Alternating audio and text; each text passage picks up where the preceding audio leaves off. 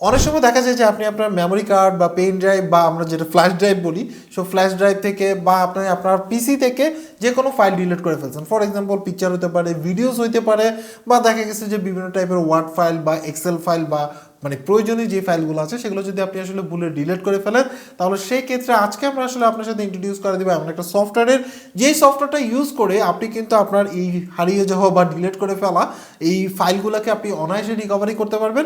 সেটা ধরেন হচ্ছে আপনার মোবাইল ফোনে ছিল, সেই মোবাইলে হয়তো বা মেমোরি কার্ড ছিল, সেই মেমোরি কার্ড থেকে আপনি আসলে ডিলিট করে ফেলছেন অ্যাক্সিডেন্টলি, তাহলে সেই ক্ষেত্রেও ওই ফটোস বা ওই ভিডিওস কিন্তু আপনি অনায়াসে আপনার পিসির মাধ্যমে যে সফটওয়্যারটা আছে সেই সফটওয়্যারটা ইউজ করে আপনি আসলে রিকভারি করে নিতে পারবেন। এবং মজার কথা হচ্ছে যে রিকভারির সময় আপনি নিজে দেখতে পারবেন, প্রিভিউ যদি ঠিকঠাক মনে হয় তাহলে আপনি আসলে এই সফটওয়্যার পারচেস করে ইউজ করতে পারবেন।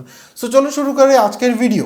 সো ভিডিও ডিসক্রিপশনে যে লিঙ্ক আছে সেখান থেকে ক্লিক করে সরাসরি চলে আসতে পারবেন হচ্ছিল 4D ডিগ যে মানে উইন্ডোজ ডাটা রিকভারি সফটওয়্যার আছে সেখানের মধ্যে। এখানের মধ্যে দেখতে পাচ্ছেন ডাটা রিকভারি প্রো সফটওয়্যার, এর মাধ্যমে কিন্তু আপনি আসলে যে কোনো ডিলিটেড ফাইল আপনি আসলে রিকভারি করতে পারবেন। এবং কি আপনি এখানের মধ্যে বিভিন্ন টাইপের মানে পার্টিশন রিকভারি থেকে শুরু করে হার্ড ডিস্ক রিকভারি থেকে শুরু করে ইভেন আপনার ক্র্যাশ যদি কোনো মানে ক্র্যাশ হয়ে যায় আপনার হচ্ছিল কোনো ল্যাপটপ পিসি যে কোনো টাইপের, সো সেই ক্ষেত্রে আপনি রিকভারি করতে পারবেন তাদের ভাষ্যমতে। এবং এখানের মধ্যে দেখতে পাচ্ছেন 2000+ আপনার ফাইল ফরম্যাট আপনার এটা সাপোর্ট করে। সো সেই ক্ষেত্রে আপনি কিন্তু বিভিন্ন টাইপের ডিভাইস মানে স্টোরেজ ডিভাইস থেকে কিন্তু আপনি অনায়াসে এখানে ডাটা রিকভারি করতে পারবেন। সো আমরা প্রথমে সফটওয়্যারটা ডাউনলোড করে নিলাম।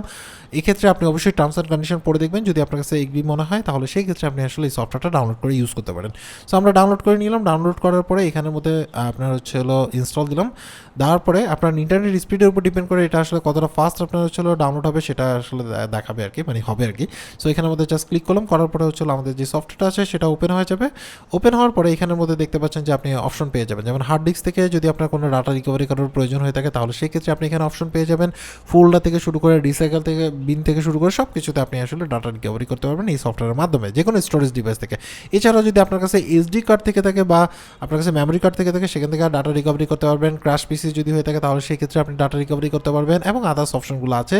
এবং আপনার যদি কোনোভাবে যদি আসলে আপনার ফটো মানে রিপেয়ার করার দরকার হয়ে থাকে, ভিডিও রিপেয়ার করার দরকার হয়ে থাকে, হুট করে যদি কোনো সমস্যা হয় তাহলে সেক্ষেত্রে দেখা গেছে যে আপনার রিপেয়ারের দরকার হলে সেটাও রিপেয়ার করতে পারবেন আর কি। সো এছাড়া আমরা দেখতে পাচ্ছেন যে আমাদের কাছে একটা পেন ড্রাইভ আছে বা ফ্ল্যাশ ড্রাইভ যেটা বলি আমরা। সো সেটার ক্ষেত্রে আমরা দেখলাম যে এটার মধ্যে কোনো কিছু নাই, আমরা ভুলে মানে আপনার হচ্ছে ফরম্যাট করে ফেলছি, এরকম যদি হয়ে থাকে তাহলে সেক্ষেত্রে আমরা ডাটা রিকভারি করবো। সো আমরা জাস্ট সিলেক্ট করলাম, ওটা সিলেক্ট করার পর আমার কী টাইপের ডাটা লাগবে, আমার ধরুন হচ্ছে ফটোজ লাগবে, কোন টাইপের ফাইল, আপনার ভিডিওস লাগবে, ভিডিওস কোনটা লাগবে, বা ডকুমেন্টস লাগবে, বা আপনার হচ্ছে অডিও লাগবে, বা আদার্স লাগবে, যেগুলো লাগবে এখানে সিলেক্ট করে দিবেন। দেন স্ক্যান ক্লিক করবেন। দেন আপনার স্টোরেজ ডিভাইসের সাইজের উপর ডিপেন্ড করে পুরোটা স্ক্যান হবে। আপনি চাইলে পুরো স্ক্যান করার জন্য ওয়েট করতে পারেন, এটা একটু টাইম কনজিউম ব্যাপার। বাট আপনি যদি হচ্ছে লস্টেড ফাইলটা আপনি যদি দেখতে পারেন যে আপনার ফাইলটা অলরেডি চলে আসছে তাহলে আপনি চাইলে এটাকে স্টপ করে ওই জায়গা থেকে ওই ফাইলগুলো আপনি কিন্তু আসলে ডাটা রিকভারি করতে পারবেন। সো এখানের মধ্যে it's depend on your storage ডিভাইসের সাইজ এবং হচ্ছে আপনার পিসি পাওয়ার, মানে আপনার পিসির যে প্রসেসিং পাওয়ার সেটার উপর ডিপেন্ড করে মোটামুটি ফাস্ট অ্যান্ড স্লো এটা নির্ভর করবে। সো আমরা মনে করেন যে অলরেডি যেহেতু 2 জিবির উপরে মানে ডাটা ফাউন্ড করছি, সো সেখান থেকে দেখি আমাদের ডাটাগুলো আছে কিনা। সো এখান থেকে দেখতে পাচ্ছেন আপনি জাস্ট এখান থেকে ক্লিক করে আপনার কী টাইপের ডাটাগুলো আসছে সেই ইনফরমেশনগুলো দেখাবে এবং সেই মানে ফাইলের টাইপ দেখাবে এবং আপনার আরও ডিটেলস দেখাবে কবে কবে ছিল না ছিল। এখানে আমাদের দেখেন লস ফাইলের মধ্যে যেমন পিএনজি ফাইলগুলো আলাদা আছে, বা আপনার হচ্ছিল বিভিন্ন টাইপের ফাইল এখান থেকে আপনি দেখতে পারেন। আপনার ধরেন হচ্ছিল জেপিজি ফাইল বা পিকচার ফাইল সেগুলো আপনি দেখতে পারেন এবং সাথে কিন্তু প্রিভিউ দেখাবে। ইভেন আমার যে অডিও ফাইল রিকভারি হয়েছে সেটাও দেখাচ্ছে, ভিডিও ফাইলগুলো রিকভারি হয়েছে সেগুলোও দেখাচ্ছে। সো আপনার যেগুলো দরকার সেগুলো জাস্ট সিলেক্ট করে আপনি আসলে কিন্তু অনায়াসে এটার মাধ্যমে মানে রিকভারি করে নিতে পারবেন। আর রিপেয়ার করার জন্য অবশ্যই আপনাকে পারচেস করে ইউজ করতে হবে। সো এই ক্ষেত্রে ডেফিনেটলি যদি আপনার প্রয়োজন হয় তাহলে আপনি চাইলে ইউজ করতে পারবেন। বাট মজার কথা হচ্ছে যে আপনি পারচেজের আগে আপনি দেখতে পারবেন যে এই ডাটাগুলো আসলে রিকভারি করা যাচ্ছে কিনা, বা আপনি প্রিভিউ যেটা আছে সেটা আপনি দেখে নিতে পারেন। সো এখান থেকে আমরা জাস্ট হচ্ছে যেই মানে ফোল্ডারে এটাকে করব মানে রিকভারি করব সেটা জাস্ট সিলেক্ট করলাম, ওকে করলাম। এখানের মধ্যে রিকভারি অনলি আর রিকভারি অ্যান্ড রিপেয়ার আছে দুইটা।